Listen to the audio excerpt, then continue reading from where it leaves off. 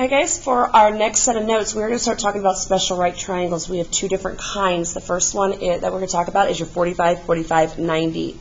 So those are talking about your degree measurements. In this, we have square ABCD over here, and we're going to have the side length of S. We want to suppose that diagonal AC is drawn inside the triangle. So what we're going to do is we're going to go ahead and draw this segment in. We're going to go from A to C for our diagonal. They want us to first label the angle measurements for triangle ABC and for triangle ADC. So we already see here that we have these 90 degrees here. Now we learned with quadrilaterals that your diagonals in a square are going to bisect or cut in half these angles. So when we cut 90 degrees in half, we're going to get 45 on each one of these. This is why we call it the 45, 45, 90 triangle, because we're talking about the angle measurements. We're going to look here and see that we have a side length. S is going to be 5. So here I'm going to label 5 for my side length. We're going to use Pythagorean theorem to find the length of the diagonal AC, which is the hypotenuse that is shared by both of them. So we know that both of these sides, A and B, they're going to be congruent. So we will have with our A squared plus B squared equals C squared. We plug in 5 squared plus 5 squared equals C squared. We'll have 25 plus 25 equal to C squared. Remember that we need to keep bringing down that square. We're going to have 50 equals C squared. Last step with our Pythagorean theorem is going to be square root. And we're going to find this is not a perfect square. So we need to go to the side and we need to make sure that we simplify. So if we have 50, we can divide it by 2. We get 25. We can't divide it by 2 anymore. We can't divide it by the next prime number of 3, but we can divide it by 5, and we get 5. So in the end, C, we're only going to have one pair, so only one number outside the radical house, and then that little 2 all by himself, and this is going to be the answer to what your hypotenuse is. And I guess we could fill it in right here too. H equals. Now we're given that the hypotenuse is 10. So we want to find out what the value of the sides are. So I'm going to use the letter X to represent my sides. And since, again, the sides, and we had a problem like this with Pythagorean theorem notes, where we have two sides that are exactly the same, we could just call these X. So we have side X squared plus the other side X squared is equal to 10 squared.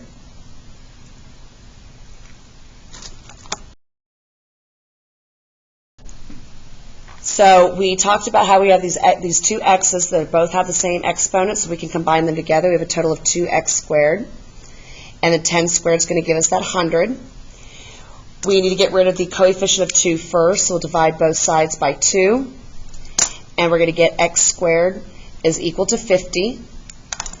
And then we take square root of both, and we actually already see up at the first problem, we already know what the square root of 50 was. It ended up becoming that 5 square root of 2.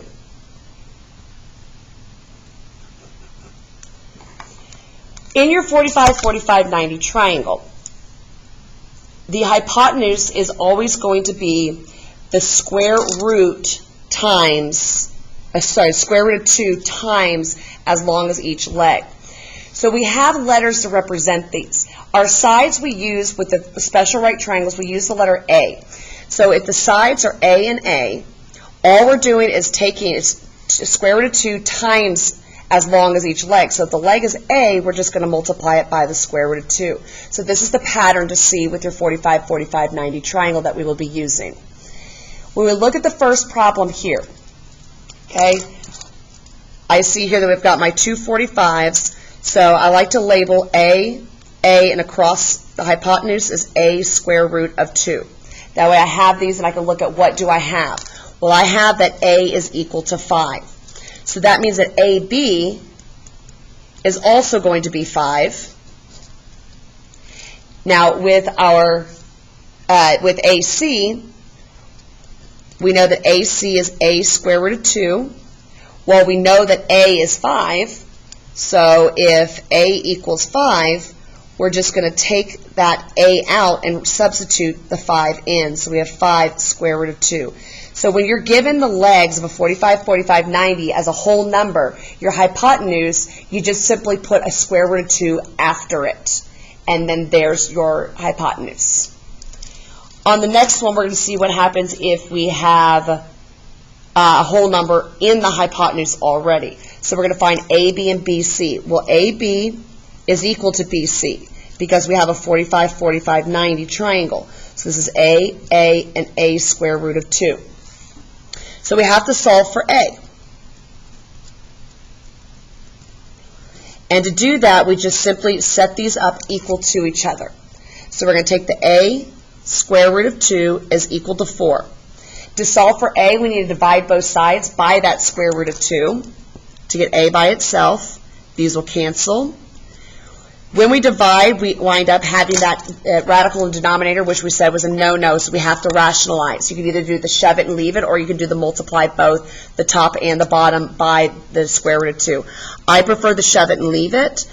Carry that 4 over. We're going to shove that square root up to the top, and we're going to leave the 2 by itself on the bottom. In this case, we find out that we have 4 over 2, which can be simplified. 4 is divided by 2. And we get 2 square root of 2. And this is going to be the answer for both AB and BC. Our next problem here, we're going to have pretty much the same thing. We see that our hypotenuse is going to be our A square root of 2 is a whole number. So we're going to find AB and BC, again remembering these are both our congruent legs, so AB is equal to BC, so we only have to solve once. Since we have, this is what I like to do, whatever I have labeled, I circle it with what the A square root of 2, so I can set them equal to each other. So we're going to do the same thing. We're going to see something just a little bit different here on this one. So we have A square root of 2 is equal to that 3. So we do the same thing, divide both sides by that radical so that it cancels with the A. We have to get rid of it in the denominator, though. So we transfer over that 3. Let's shove that radical up to the top. And then we're going to leave the 2 on bottom. 3 over 2 cannot be simplified, so we'll just leave it as 3 square root of 2 over 2. Next, our 45, 45, 90 here. Our legs are A, and then our hypotenuse A square root of 2. So we want to find AC and BC. Well, BC right here is equal to AB, which we already know is 2 square root of 3. So that's easy enough. That's what I like about the 45, 45, 90s. To find the AC here, we need to remember here that A is equal to 2 square root of 3, right here. Okay, so set them equal to each other. So all we're doing is we're substituting in. So AC, when we use that A square root of 2, we're going to substitute in for A, which is that 2 square root of 3. Okay, all I'm doing is transferring that A, substituting in, and then we bring down that square root of 2 afterwards. Now, we have to multiply our radicals here. So we have 2 square root of 3 times the square root of 2. So you need to take these two radicals and multiply them together, leaving the whole number as 2, and then your radicals, we have the radical sign, we have 3 times 2 is going to give us 6. 6 is simplified, so we are done finding AC. Okay, so here we can also note a little asterisk here, multiply radicals. The next problem does not give us our picture, but it tells us what's going on. We have the diagonal of a square is 8 square root of 2. So let's draw our square out. That's kind of a crummy square, sorry about that. We know all 4 sides are the same. When we have that diagonal, we were told that the diagonal was 8 square root of 2, so we'll go ahead and label that. And we want to find the side length. So the sides of the square, all we have to do is find one side of this triangle, this top triangle, if we look at it. Remember that we have A, and this is A square root of 2. So with this one right here, we'll go ahead and pull this to the side, and we're going to say that set these equal to each other. So your a square root of 2 is equal to 8 square root of 2. It's the long way. I'll show you another way here in a second.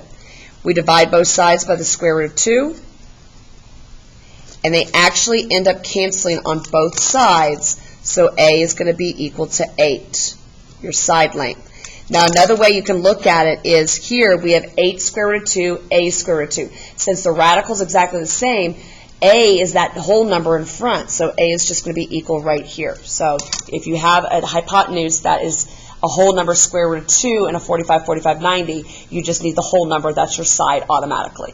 It's kind of the opposite of what I was talking about over here, where if we had a side length that was, or a leg that was a whole number, just slap a square root of 2 on it with the 45, 45, 90. It's the opposite. Take that square root off. Last problem. We have that the perimeter of a square is 40 centimeters. We want to find the length of the diagonal.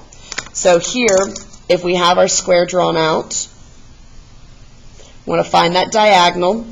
Your perimeter, we need to remember, is all 4 sides added together, okay, or 4 times that side. So here, if we have a perimeter is 4, we just divide it, or sorry, 40, we divide it by the 4 sides, and we're going to wind up with 10. So each side is going to be 10. And remembering here that we do have our, if we're just looking at one of these triangles, one of the right triangles here, okay, we have a square root of 2 as the hypotenuse, and our sides are both a. So again, with a square root of 2, and if a equals 10, all we have to do is remove that a and substitute 10 in. I'm just showing you with the parentheses the substitution. We're now going to take the parentheses away, and we have 10 square root of 2. Exactly what we just discussed. The other one, if your side lengths of a 45, 45, 90 are a whole number, all you have to do for the hypotenuse is just slap a square root of 2 on it. That's exactly what we did. We have the 10, we slapped a square root of 2 on it. And there are your 45, 45, 90 triangled notes.